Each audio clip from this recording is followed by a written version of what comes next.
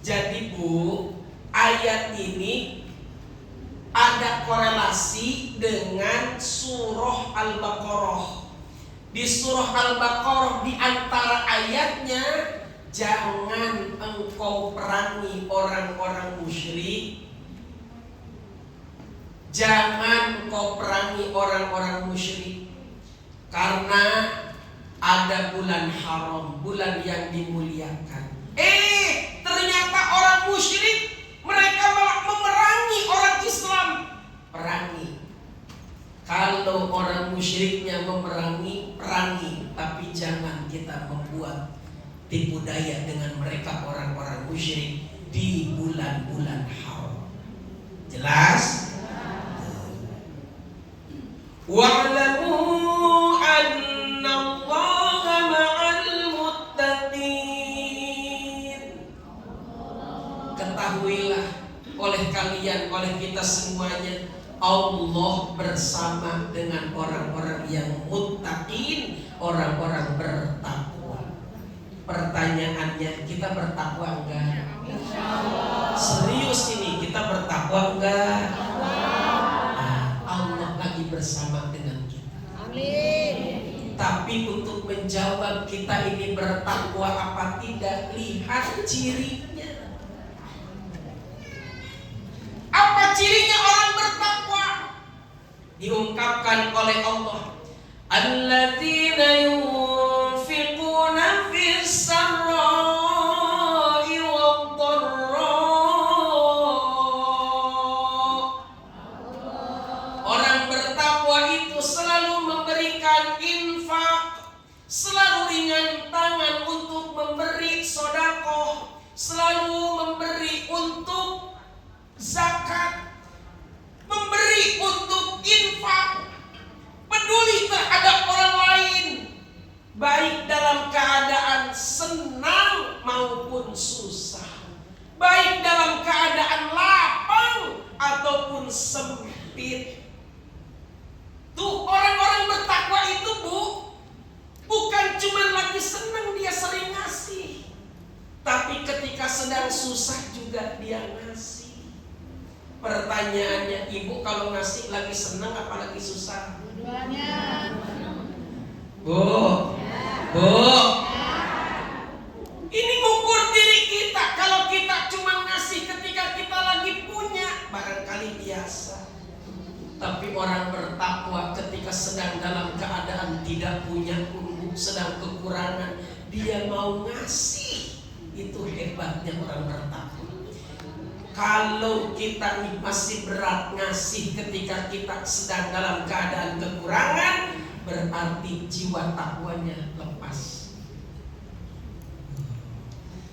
Orang-orang yang peduli, orang yang ringan tangan untuk mau berinfak, bersedekah, itu Bu, dia selalu peduli. Dia gak kuat Bu lihat anak yatim pengennya ngasih, lihat du'afa, orang-orang yang lemah, dia pengennya ngasih, lihat janda, dia pengennya ngasih.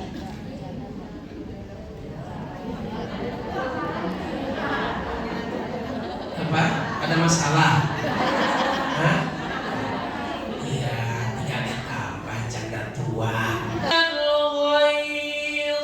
Orang bertakwa itu Bu, dia selalu menahan emosi, menahan amarah. Ini orang bertakwa tuh punya jiwa begitu. Pertanyaan saya, Ibu yang di depan saya mengaku orang-orang yang bertakwa, sering marah apa enggak? Kompak ini jawabnya. Bu, sering marah?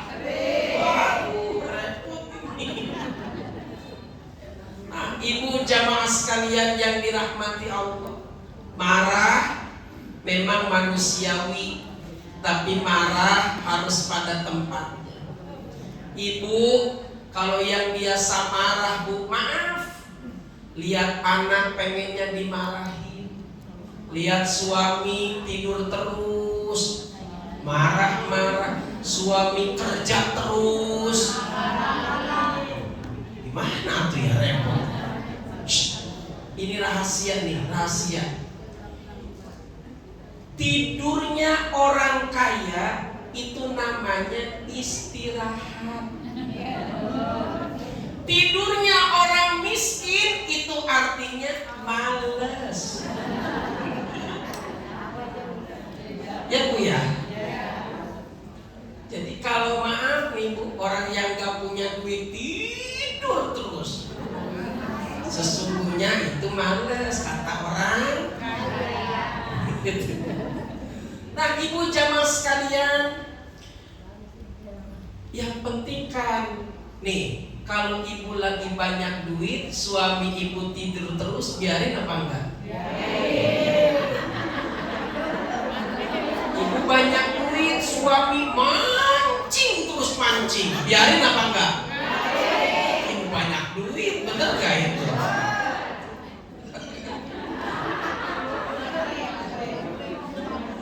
Ya, jadi ukuran ibu-ibu yang kelihatan ini, kelihatan ini. Nah, tahan amarah Bu. Ini kata dokter, tanya aja. Kata dokter tuh orang yang gemar marah, orang yang senang mengumbar emosi, itu otot di dalam tubuhnya bergeraknya lebih cepat, yang menyebabkan, maaf, satu, kulitnya akan cepat keriput.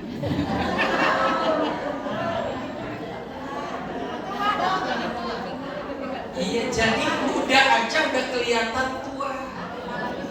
Apalagi tua, sering marah-marah.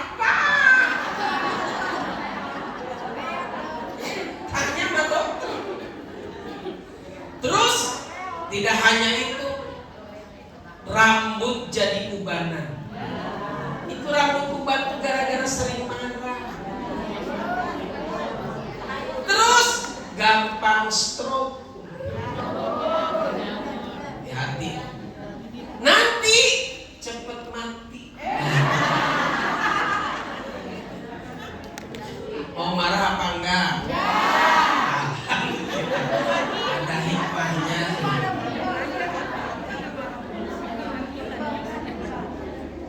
Salah satu, la turfa'u salatukum fawqa ru'usihim shibran.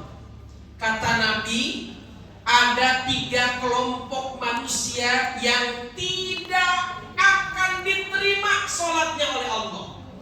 Naik sampai di atas kepalanya seukuran satu hasta aja nggak bisa, nggak sampai pahalanya kepada Allah. Siapa itu? Rajulun amma qauman wahum lahu karihun. Pertama, seorang yang menjadi imam tapi kaum tuh masyarakatnya membenci orang tersebut. Loh kenapa? Karena ternyata imam ini dibenci karena banyak melakukan hal yang bertentangan dengan syariat. Imam tapi masih senang main judi. Imam masih senang main perempuan. Gak boleh. Bukan gak boleh, gak diterima ibadah sholatnya. 2, wa imra'atun batat. Seorang perempuan yang tidur tapi suaminya dalam keadaan sakhitun, dalam keadaan marah. Istrinya tidur tapi suaminya dalam keadaan tuh. Hati ibu-ibu, sholatnya, pahala sholatnya gak diterima. Makanya hati-hati, jangan suka marah ibu-ibu.